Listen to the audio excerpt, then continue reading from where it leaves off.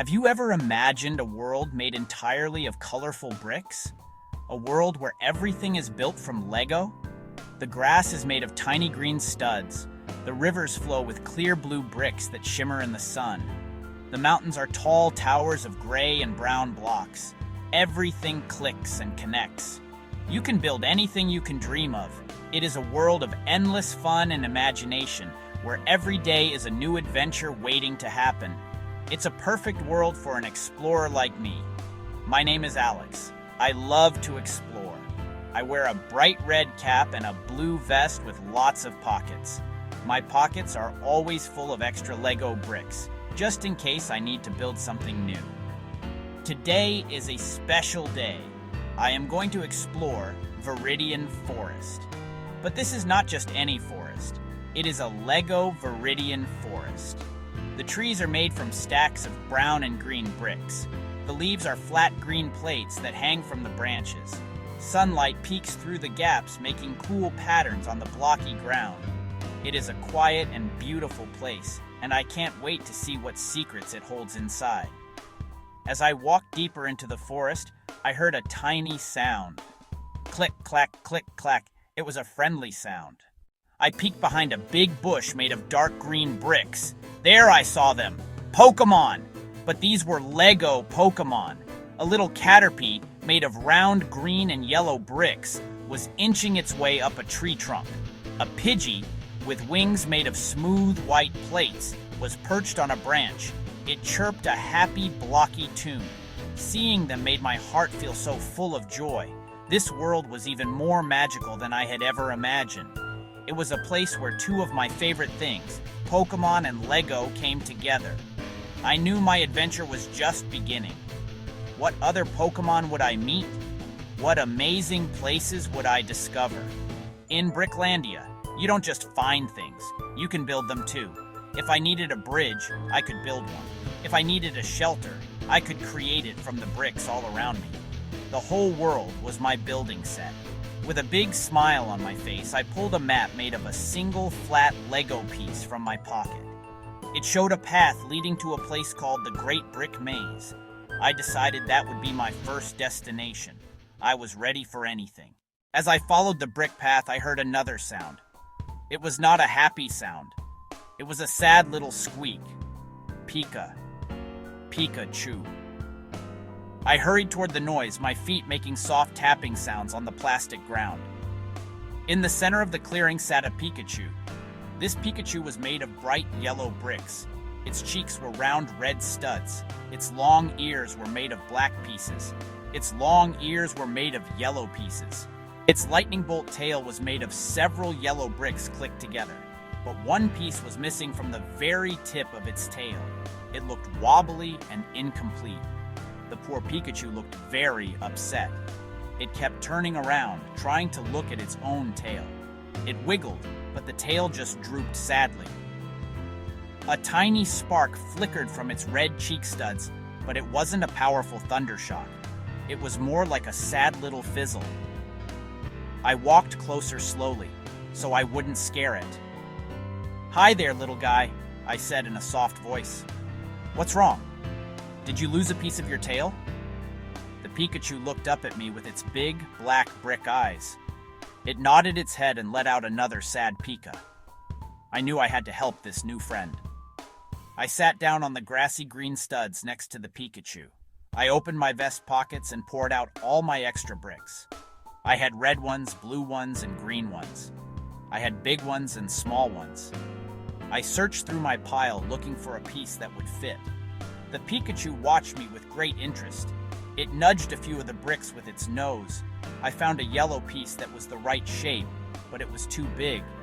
I found another one that was the right size, but it was the wrong color. It was a bright blue, and it would look very silly on a yellow tail. I realized I didn't have the right piece. The special piece for Pikachu's tail must have fallen off somewhere nearby. "Don't worry," I told the sad Pokémon. "We will find it. A good explorer never gives up." The Pikachu seemed to understand.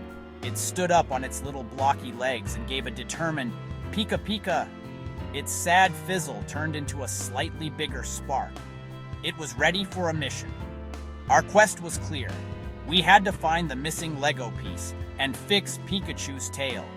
Together, we would make Pikachu whole again. Pikachu and I started our search right away.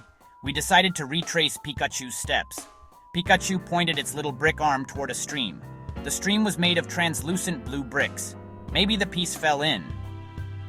We walked along the edge of the bricky riverbank. We looked carefully between the green bricks. We looked carefully between the brown bricks. We looked under the Lego flowers made of colorful studs. The missing piece was nowhere to be found. We came to a field of tall Lego grass. The long, thin green pieces swayed as we moved. It was hard to see the ground. Pikachu, can you use your electricity to light things up a little? I asked. Pikachu shook, red cheeks glowing. Pika-choo! A quick flash lit the grass. In that flash, I thought I saw something yellow deep in the grass. The light faded. Nothing there. We pushed through and reached a rocky area. Big, lumpy gray bricks were stacked in messy piles. It was a perfect place for a small piece to get lost. I lifted a gray brick and a little Lego Geodude rolled out. It was made of a single round gray brick with 2 arm pieces. It looked surprised, then rolled under another rock. Pikachu giggled, tiny bricks rattling. Even though our search was hard, it was still fun to see so many different Lego Pokémon. After the rocky search, we felt discouraged. I sat on a large, flat gray brick to think. Pikachu climbed onto my lap, warm and solid. As I patted its head, an idea sparked in my mind. What if the piece wasn't on the ground at all? What if it fell from up high? I looked up at the giant Lego trees. Pikachu, I think we need to look in the trees. Pikachu looked up too, its eyes wide with hope. We had a new plan. The trees in Lego Viridian Forest were very tall. Their trunks were thick columns of brown bricks. Their branches were long, flat pieces sticking out at different angles. There was no easy way for us to climb up. I looked at Pikachu. Pikachu looked at me. We were stuck. Just then, we heard a rustling sound in the bushes. A new Pokémon appeared. It was a Bulbasaur, made from turquoise and green bricks. The big bulb on its back was a special rounded green piece with layers, like a flower bud. It looked at us with its friendly red brick eyes. Bulbasaur, it said cheerfully. It seemed to want to help. Can you help us get up there? Maybe with a vine whip? The Bulbasaur nodded. 2 long, thin green Lego pieces shot out from the sides of its bulb. They were flexible and strong. Swish! Click! The vines wrapped perfectly around the branch high above us. They were like a Lego rope, ready for us to use, but the branch was still too far away from the tree trunk. We couldn't just climb the vine to get there. I knew what we had to do. We had to build. Pikachu, Bulbasaur, we need to work together, I announced. I took out all the bricks from my pockets again. Bulbasaur used its vines to gather more bricks from the forest floor. Brown pieces, gray pieces, bringing them to me. Pikachu helped by sorting the bricks into piles by size and color. It was amazing to see them working together. Pikachu would nudge the right brick toward me with its nose. Bulbasaur would hold things steady with its vines. We clicked a sturdy square base together, then built a set of stairs leading up. Step by step, our creation grew taller. Finally, our brick staircase reached the branch that Bulbasaur's vines were holding. We did it, I cheered. Pikachu jumped up and down. Bulbasaur let out a happy "Sar." Teamwork had helped us solve the problem. Now, I just had to climb up and see if the missing piece was there. I carefully climbed the Lego brick stairs. They were strong and didn't wobble at all. When I got to the top, I stepped onto the big branch. And there it was, wedged between 2 green leaf pieces, the missing yellow brick for Pikachu's tail, a small slanted yellow piece, the perfect shape. I found it, I shouted down to my friends. Pikachu let out a joyful, "Pika Pikachu!" Big yellow sparks shot from its cheeks. Bulbasaur retracted its vines. Job done. I slid back down the stairs and rushed over to Pikachu. I held out the missing piece, lined it up with the end of its tail, and with a gentle push, it clicked perfectly into place. Click! The sound was so satisfying. Pikachu's tail was complete. It stood up straight and strong, wagged its newly fixed tail, and jumped into my arms for a big, blocky hug. We had done it. Our mission was a success. Suddenly, a huge shadow passed over us. We all looked up. A magnificent Charizard was soaring through the sky. It was huge, built from hundreds of orange bricks. Its wings were made of large orange plates. Teal plates formed the wing accents. They flapped with a loud whoosh. The flame on its tail was a transparent red and orange Lego flame piece. It glowed brightly. The Charizard circled above us, once then landed in the clearing with a heavy thump.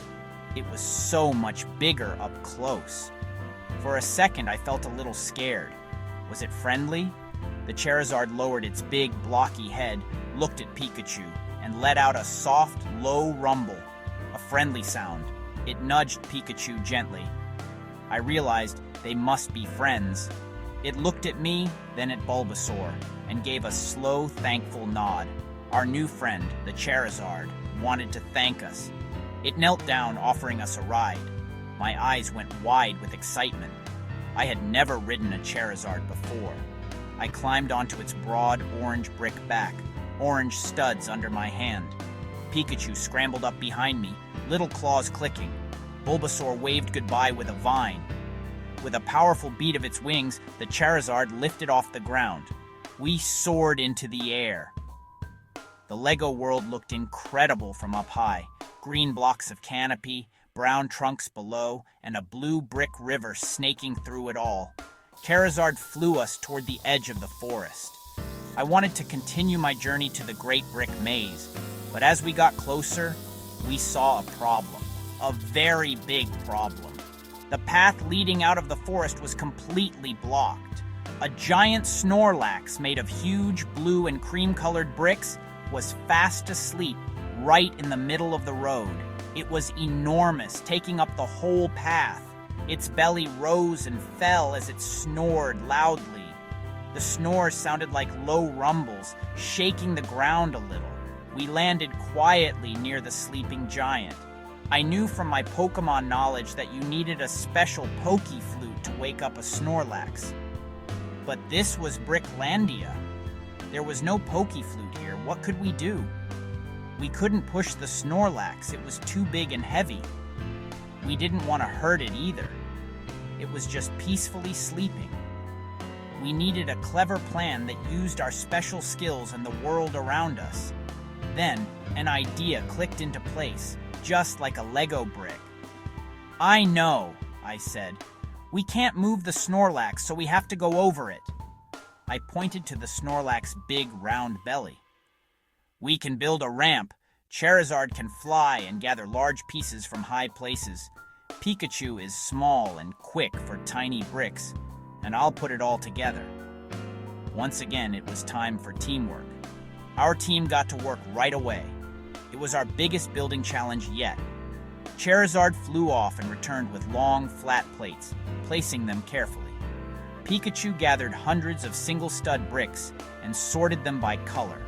I started building the base of the ramp, clicking the bricks together one by one. We built 2 ramps, one up Snorlax's belly, the other down the far side. Hour after hour, our ramp grew. We made it wide and strong so it wouldn't break. Charizard tested it with a gentle tap. Pikachu ran up and down the first steps to check the slope. It was solid. Finally, it was finished.